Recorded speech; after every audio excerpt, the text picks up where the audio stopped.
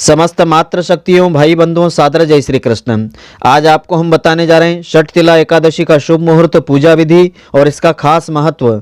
तो जो भी स्त्री पुरुष यह व्रत श्रद्धा के साथ करते हैं उन्हें धर्म अर्थ काम मोक्ष फलों की प्राप्ति हो जाती है। जो भी मनोकामना होती है वह पूर्ण हो जाती है। जाने अनजाने में जो भी पाप कर्म हो जाते हैं उन पापों का नाश हो जाता है। तो मित्रों, पूरे वीडियो को आप ध्यानपूर्वक देखेंगे तभी इसका संपूर्ण फल आपको मिलेगा। तो मित्रों, आप सभी का बहुत बहुत स्वागत है आपके अपने ही चैनल एस्ट्रो गुरुजी में। मित्रों, यदि आपने अभी तक हमारे चैनल को सब्सक्राइब यदि नहीं किया हो तो अभी सब्सक्राइब कर लें और बेल आइकन को अवश्य दबाएं, जिससे हमारे अगले आने वाले नए वीडियो की नोटिफिकेशन सबसे पहले आपके पास पहुंचे। आप नित्य नई नई ज्ञानवर्धक जानकारियां व नित्य का राशिफल हमारे चैनल से प्राप्त करते रहें। तो माघ माह के कृष्ण पक्ष की एकादशी को षठ तिला एकादशी कहा जाता है। यह एकादशी इस वर्ष में 7 और 8 फरवरी दोनों दिवस से रहेगी। 10वीं तिथि का क्षय हो गया है तो 7 फरवरी को एकादशी पूरे दिन रहते हुए 8 फरवरी को भी यह व्रत रहेगा। इसलिए स्मार्त मतावलंबी 7 फरवरी को यह व्रत करें और वैष्णव मतावलंबी 8 फरवरी को यह व्रत रखें। तो अपने नाम के अनुरूप षठ तिला एकादशी के दिन तिल को 6 प्रकार से प्रयोग में लाया जाता है। इस दिन तिल का उपटन लगाना चाहिए, तिल मिश्रित जल से स्नान करना चाहिए, तिल से ही तर्पण करना चाहिए, तिल से हवन करना चाहिए, तिल का ही दान करना चाहिए और तिल का ही सेवन करना चाहिए। तो एकादशी के दिन भगवान विष्णु जी का तिल से ही आपको पूजन करना चाहिए। इससे समस्त प्रकार के सुख प्राप्त होते हैं, वैभव प्राप्त होता है, भोग और मोक्ष फल की प्राप्ति हो जाती है। तो किस प्रकार से आपको षठ तिला एकादशी का व्रत रखना चाहिए? किसी भी एकादशी के व्रत में संयमित जीवन का बड़ा ही महत्व बताया है। तो व्रत से एक दिन पूर्व व्रत करने वाले को व्रत का संकल्प लेकर के काम क्रोध लोभ मोह से दूर हो जाना चाहिए। खान पान पर निंद्रा भोग विलास से व्रत करने वालों को दूर रहना चाहिए। एकादशी के दिन सूर्योदय से पूर्व ब्रह्म मुहूर्त में उठ करके स्नान आदि से निवृत्त होकर के भगवान भुवन भास्कर को जल अर्पित करना चाहिए। पूजा स्थान में साफ सफाई करके स्वच्छ वस्त्र पहन करके नित्य क्रम के अनुसार आपको पूजन अर्चन करना चाहिए। फिर एक पटले के ऊपर भगवान विष्णु जी की मूर्ति या चित्र विराजित करना चाहिए। एकादशी व्रत का संकल्प लेना चाहिए और विधि विधान से पूजन करना चाहिए। विष्णु जी को तिल से बनी हुई मिठाई का नैवेद्य अर्पित करना चाहिए। उसमें तुलसी पत्र अवश्य चढ़ाना चाहिए। एकादशी व्रत की पुण्यदायिनी कथा को पढ़ना चाहिए अथवा सुनना चाहिए। इससे इस व्रत का संपूर्ण फल प्राप्त होता है। और एक मिट्टी या तांबे या कांसे के पात्र में तिल भर करके उसका भी पूजन आपको करना चाहिए।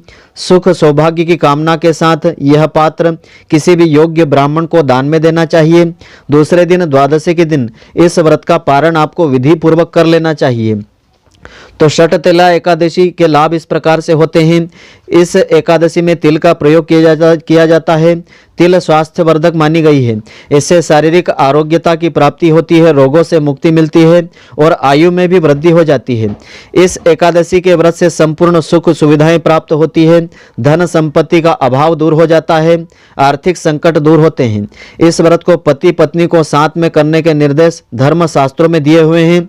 जोड़े सहित यह व्रत किया जाता है तो इसका अनंत गुना फल प्राप्त होता है। तो एकादशी व्रत का शुभ मुहूर्त इस प्रकार से रहेगा। एकादशी तिथि आरंभ होगी 7 फरवरी 2021 को प्रातःकाल 6:26 से। एकादशी तिथि पूर्ण होगी 8 फरवरी को, किंतु 8 फरवरी को भी यह व्रत वैष्णव संप्रदाय के द्वारा रखा जाएगा। यह व्रत 8 फरवरी को भी रखा जा सकता है। तो पारण का मुहूर्त 8 फरवरी को दोपहर 1:49 से 4:04 तक का समय रहेगा। और वैष्णव के लिए यह व्रत पारण का रहेगा शुभ मुहूर्त 9 फरवरी को प्रातःकाल 7:09 से। तो प्रातःकाल 9:18 का जो समय रहेगा, इस समय अवधि में आपको इस व्रत का पारण कर लेना चाहिए। तो इसकी पुण्यदायिनी व्रत कथा इस प्रकार से है। इस कथा को इस दिन श्रद्धा पूर्वक श्रवण करने से भगवान श्री हरि की पूर्ण कृपा प्राप्त होती है। इस व्रत का भी संपूर्ण फल मिलता है। तो भगवान श्री कृष्ण जी कहते हैं कि हे राजन, माघ मास के कृष्ण पक्ष की जो एकादशी आती है वह षठ तिला के नाम से जगत में प्रसिद्ध है, जो सब पापों का नाश करने वाली है। अब तुम षठ तिला एकादशी पापहारिणी की कथा को सुनो, जिसका वर्णन श्रेष्ठ पुलस्त ऋषि ने दालभ्य ऋषि से किया था। दालभ्य ऋषि ने पूछा कि हे ब्रह्मन, मृत्यु लोक में जन्मे मनुष्य प्रायः अनेक पाप कर्म करते रहते हैं। पराये धन की चोरी तथा दूसरों की उन्नति को देख करके ईर्ष्या भी करते हैं।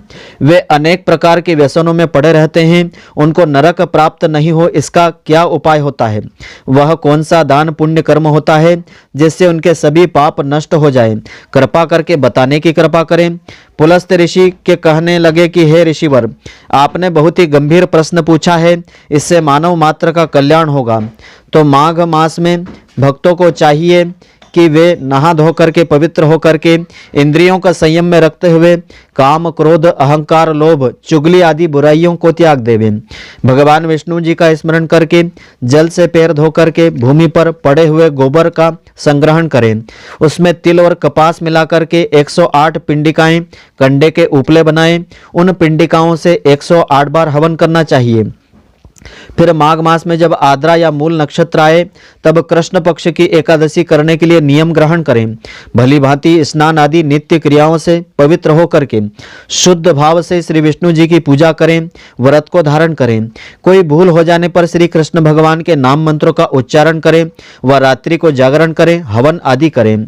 और उसके दूसरे दिन धूप, दीप, नैवेद्य, चंदन, अगरबत्ती, कर्पूर आदि सामग्री से शंख, चक्र, गदा, पद्म धारण करने वाले भगवान देव देवेश्वर श्री हरि की पूजा करें। श्री कृष्ण नाम का उच्चारण करते हुए कुम्भड़े, नारियल अथवा बिजोरे के फल से भगवान का विधि पूर्वक पूजन करके अर्घ्य देवें और खिचड़ी का भोग लगावें। अन्य सब सामग्रियों के अभाव में 100 सुपारियों के द्वारा भी आप पूजन करें और अर्घ्य दे सकते हैं।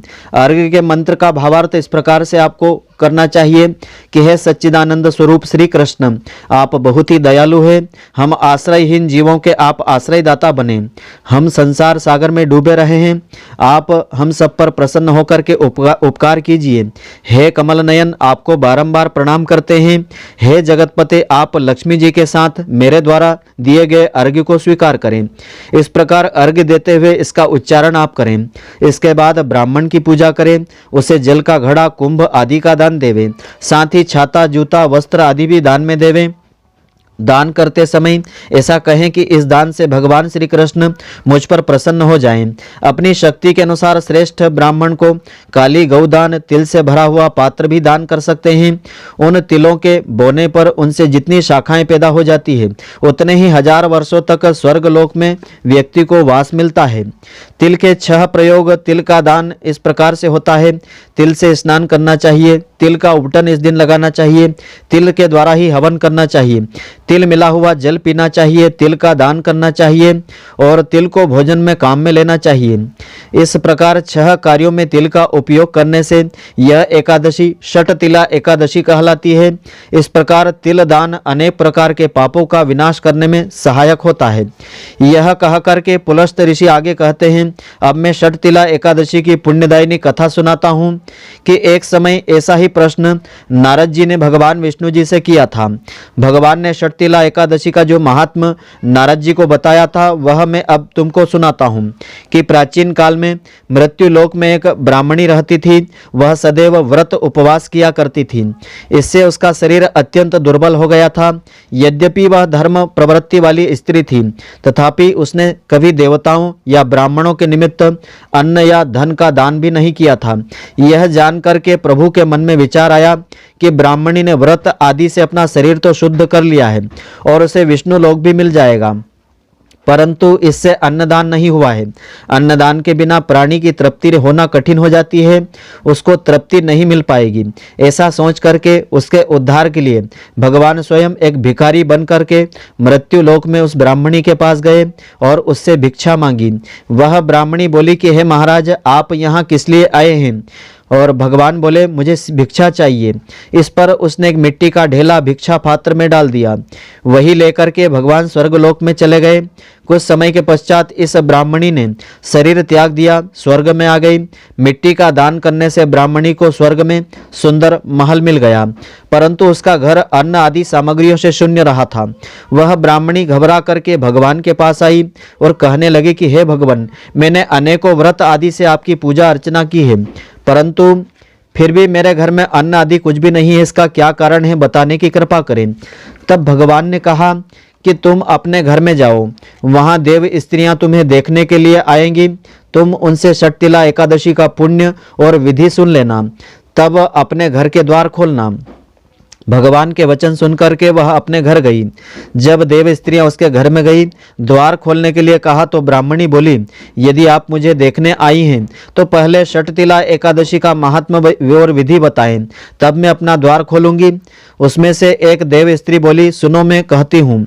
उसने षटतिला एकादशी का महात्म्य सुनाया। इस प्रकार ब्राह्मणी ने षटतिला एकादशी का महात्म्य सुन लिया। तब उसने द्वार खोला। देवांगनाओं ने उसको देखा कि न तो वह गांधवी है, न आसुरी है, न मानुषी है। इसके बाद उस ब्राह्मणी ने देवताओं की स्त्रियों के कहने पर षटतिला एकादशी का व्रत विधि पूर्वक किया।